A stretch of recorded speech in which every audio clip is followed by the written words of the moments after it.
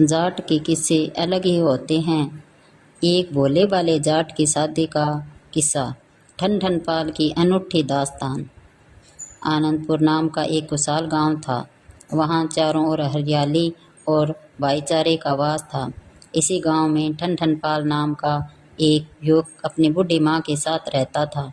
ठन ठन पाल स्वभाव से अत्यंत सीधा और सरल और मेहनती था। बचपन में ही पिता का साया उसके सिर से उठ जाने के कारण उसने कम उम्र में यह घर की सारी जिम्मेदारी अपने कंधों पर ले ली थी।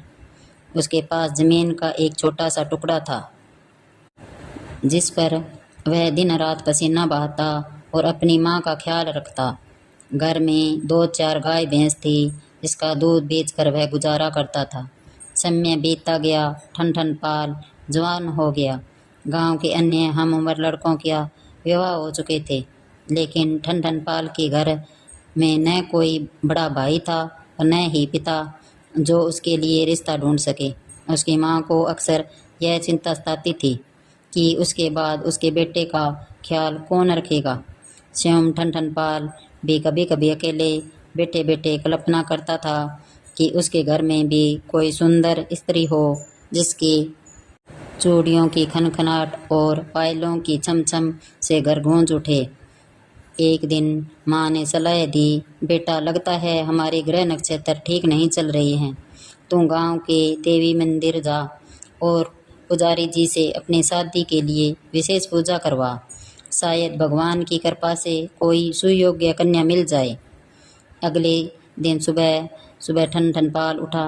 उसने सोचा कि पूजा के बाद सीधे खेत पर काम करने निकल जाएगा ताकि समय की बचत हो। इसलिए वह अपने हल और बैलों को जोड़ों को सजाकर मंदिर ले पहुंचा। मंदिर में मुख्य पुजारी जी ने जब देखा कि एक भक्त मंदिर के प्रांगण में बेल लेकर खड़ा है तो वे आग गोला हो गए। उन्होंने चिल्लाकर कहा, अरे मूर्ख, यह मंदिर है या गौशाला? बैलों को बाहर बांध कर आ। ठन ठन पाल ने अपनी व्यवस्था बताई कि उसे खेत पर भी जाना है, लेकिन पुजारी जी नहीं माने। पास ही हनुमान मंदिर के पुजारी जी अक्सर ताड़ा और ठन ठन पाल को लालच दिया कि वे बैलों के साथ ही पूजा करवा देंगे। यह सुनकर देवी मंदिर के पुजारी को डर लगा कि उसकी दक्षिणा हाथ से निकल न जाए, इसलिए उन्होंने तुरंत हामी भर दी। पूजा शुरू हुई। मंत्रों का उच्चारण हुआ और अंत में पुजारी जी ने कहा, यजमान, अब जरा जोर से घंटा बजा दो ताकि भगवान तक आपकी पुकार पहुँचे। ठन ठन पाल ने बैलों की रस्सी पुजारी जी के हाथों में थमा दी और स्वयं घंटा बजाने लगा।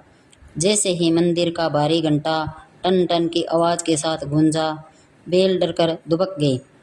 रस्सियाँ पुजारी जी के हाथों में फंसी थी, इसीलिए बैल दौड़े तो पीछे पीछे पुजारी जी भी हवा में उड़ते हुए भागने लगे। पूरे गांव में वह नज़ारा देखा। आगे आगे बैल, बीच में घसीटते पुजारी जी और पीछे पीछे उन्हें रोकने के लिए भागता ठन ठन पाल। अतः रस्सियाँ छुट्टी और पुजारी जी की जान बची। उन्होंने दूर से ही हाथ हिलाकर चिल्लाया, जा भाई, तेरी पूजा सफल हुई, अब तुझे बख्श दे। और चमत्कार देखिए, 2 दिन बाद एक पास के गांव में ठन ठन पाल का लिए रिश्ता आ गया। वह धूमधाम से संपन्न हुआ। ठन ठन पाल की पत्नी, जैसे हम बहू कहेंगे, वह शहर की पढ़ी लिखी और समझदार लड़की थी। कुछ दिन बाद जब वह ठन ठन पाल अपनी पत्नी को लिवाने ससुराल पहुंचा तो वहां जोरदार स्वागत हुआ।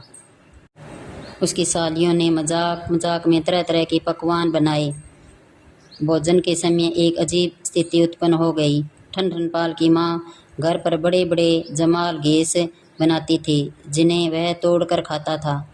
ससुराल में सालियों ने छोटी छोटी पूरियाँ बनाई थी। ठन ठन पाल को लगा कि ये तो बहुत कम है, इसलिए वह एक एक पूरी को बिना तोड़े सीधे मुँह में गटकने लगा। सालियाँ इसका मजाक उड़ाने लगी। उसकी पत्नी को शर्मिंदगी महसूस हुई। उसने रसोई से हाथ के इशारों से 2 उंगलियां दिखाई, जिसका अर्थ था, अरे कम से कम पूरी के 2 टुकड़े करके खाओ।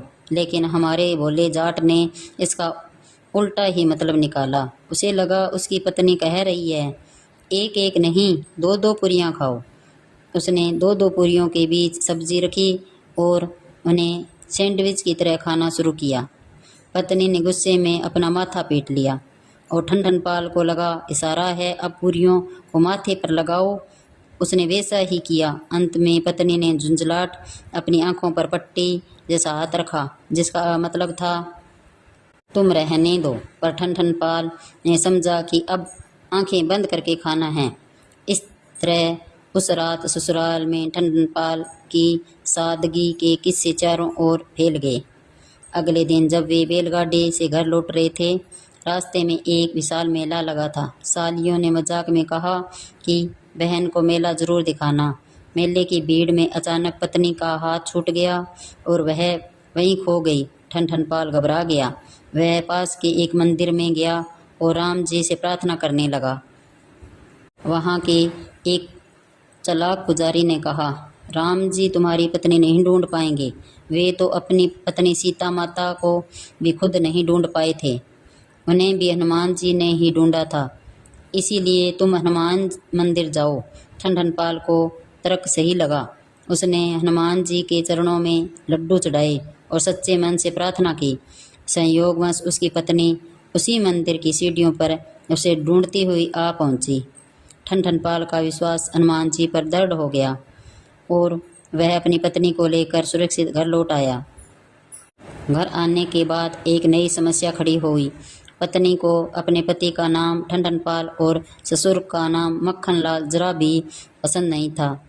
उसे लगता था कि इतने अमीर और सुखी परिवार में ऐसे नाम शोभा नहीं देते।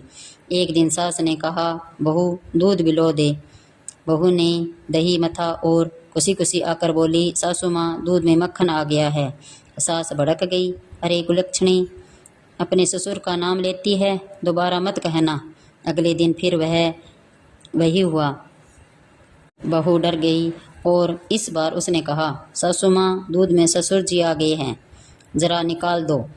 इस बात पर घर में बड़ा कलेश हुआ।